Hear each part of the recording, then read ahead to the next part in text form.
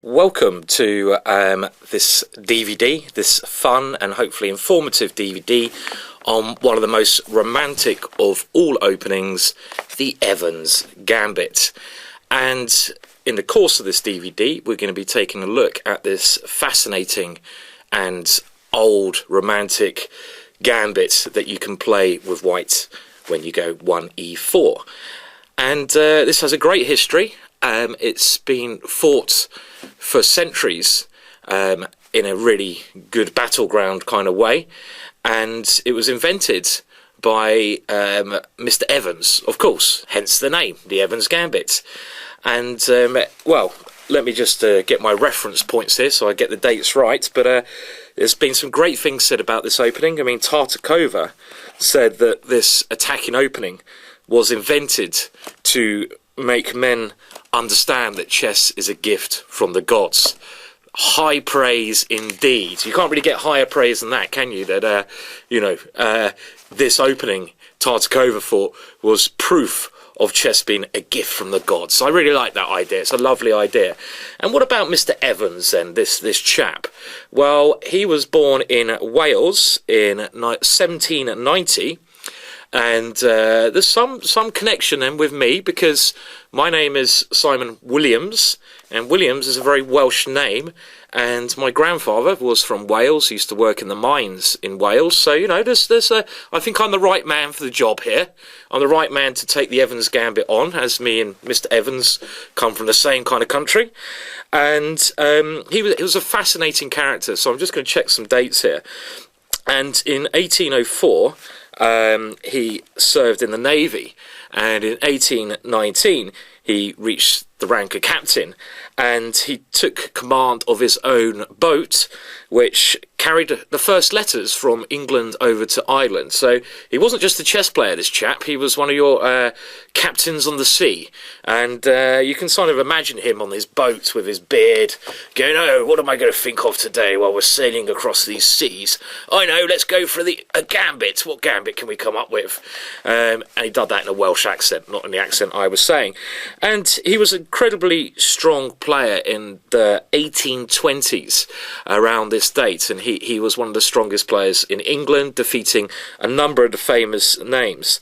And apparently the story goes, this gambit, which, let's just put the moves up on the board, after bishop c4, bishop c5, b4, this Evans Gambit, which is a brilliant idea, was invented on one of his long-haul sea expeditions in 1824, but he didn't get a chance to play it until 1827 or 1829, as I've got here, which we're going to have a look at this game the first time the Evans was played, and it's a great game, so it's really a fun game for us to start off with. And it's certainly just an exciting way to start the game. And, well, the great thing about this opening is it's kind of had a resurgence, I would say, in the last couple of years, mainly through the efforts of such interesting players as Nigel Short. So I have to give Nigel credit.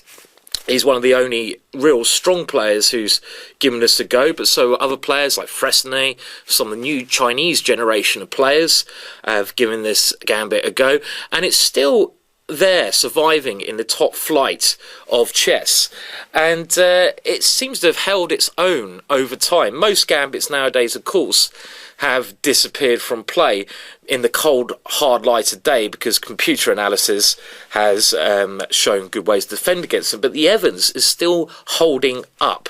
And throughout the course of this DVD, I'm going to show you lots of interesting ideas, some new ideas, some old ideas, and try to give you everything you need to know to play b4 successfully.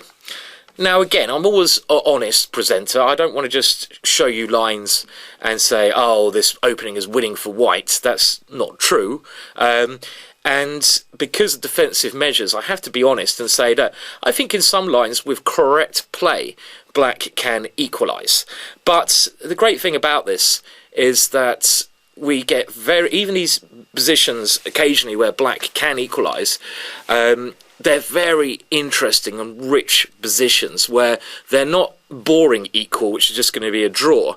They are dynamic, exciting equal with lots of pieces on the board. White often is a pawn down with this compensation with great attacking chances. So it's certainly a very fun opening to experiment with. And, well, what is the idea of b4? Clearly, the idea is after the natural bishop takes b4. Now, of course, knight takes b4 is an error here because we simply go knight takes e5 and we get a central pawn, attack f7, black's position crumbles. So bishop takes b4 is the main line, and the whole idea of this opening is to gain some tempo with c3, and then d4 is a typical idea, open up the centre, and often the white queen can now pop out to b3 with great pressure against f7. And this is the main idea. Quick development, open up the centre quickly, get your pieces into the game quickly, and just attack, attack, attack. That's the way we like it. So what this DVD is going to look at is all of black's decent replies. So I would say the critical test is black accepting the pawn. And now there's three main moves. Bishop a5 is one way that black can play. Bishop c7 is another way. Bishop e7, excuse me. And I'd say the third choice, bishop d6, has been played by some strong players. I think it's good for white, that line. And even bishop c5 we'll look at. So all of the possible bishop moves. Okay, except for the absolutely ridiculous ones. If black goes and puts his bishop back on f8, then well, we're laughing. So we'll analyse all of these lines, and I'll give you some great attacking ideas for white in each of these possibilities. Of course, I even look at some strange moves here, like d5 from black, so we can cover everything. And what happens if black refuses the pawn? What happens if he goes bishop b6? And this is a move that has been played before, which, I'll be honest, bishop b6, I don't truly believe equalises for black in any of the lines. I think white's got a number of interesting possibilities against this decline move. And this is a kind of move that a wimp would play. Let's be honest. Come on, in the old days, if you offered your opponent a pawn, they had to take the pawn, otherwise they'd lose all respect. And I wish this was still the theme nowadays. You offer a pawn, you have to be a gentleman and accept the pawn. If someone offers you a present, you don't go, no, I don't want the present. No, take it back to the shop. You accept the present, even if it's something horrible, like a nasty pair of socks. And this is the way it should be with the Evans Gambit, in my opinion. Take the pawn. The only way to refute a gambit is by accepting it. So, I hope you enjoyed the DVD. We are now, just to kick us off, going to look at one of the first ever games. I think the first ever game I could find in this opening. And of course, this was between Evans and McDonnell, 1829 in London. And let's see how Evans used this.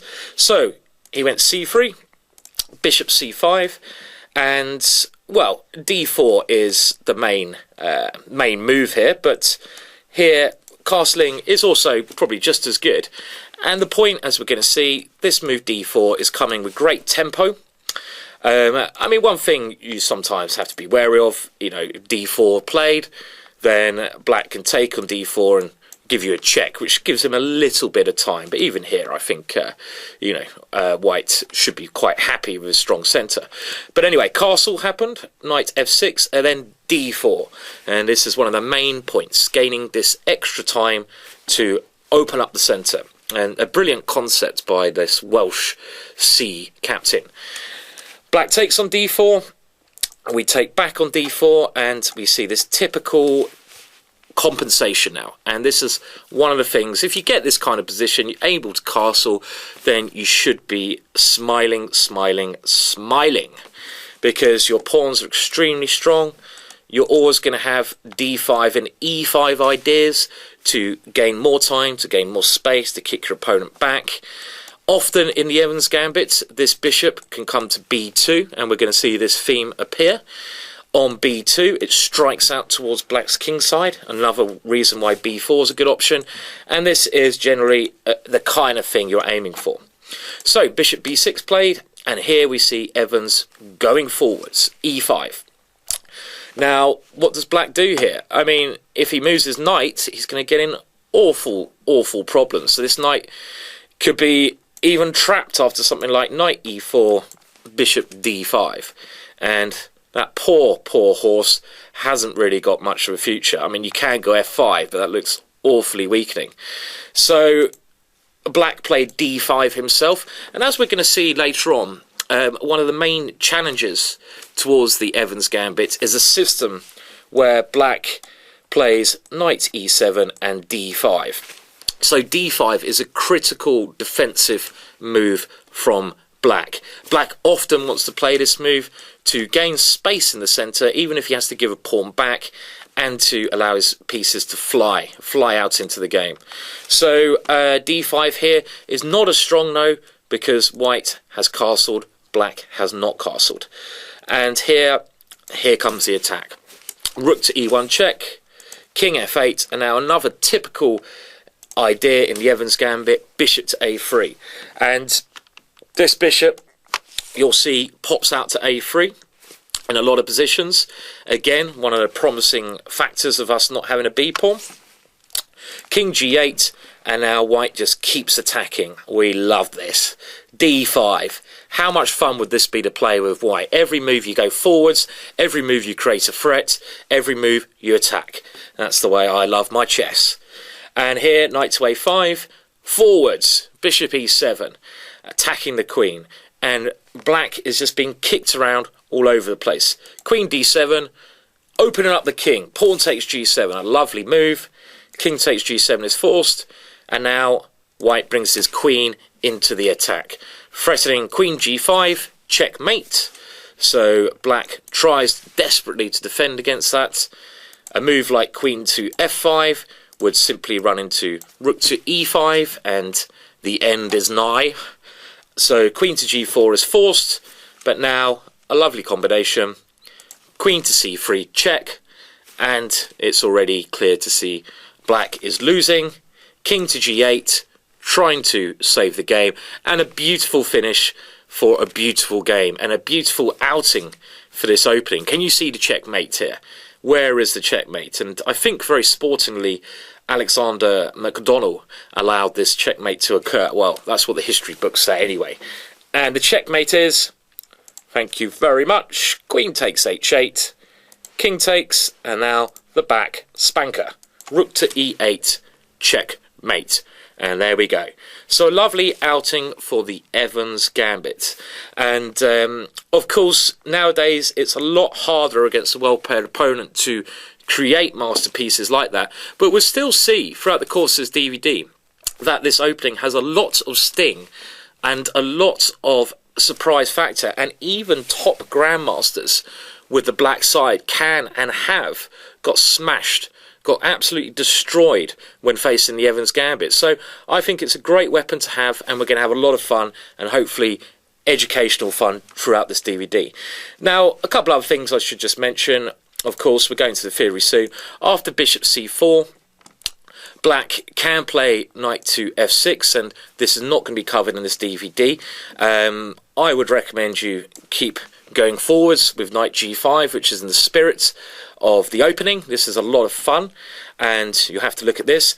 What else is the benefits of going bishop c4? Well, there's one main benefit. One of the real problems of bishop b5 nowadays is the Berlin defense. The boring defense, should I say. Oh, the Berlin defense, I meant to say, of course. Knight to f6. Ugh. And this has become the most trendiest opening nowadays. But it really is just such a bore fest. And it's actually putting players off going 1e4 because of the ending that arises after something along the lines of this. And we get this ending where the queens come off, and this has been fought a number of times. But come on, do you really want to play this position where black might be equal anyway? Or do you want to play some gambit line where you can checkmate your opponent, might be equal, but I'll tell you what, you can have a lot more fun, and you might have some miniatures after b4.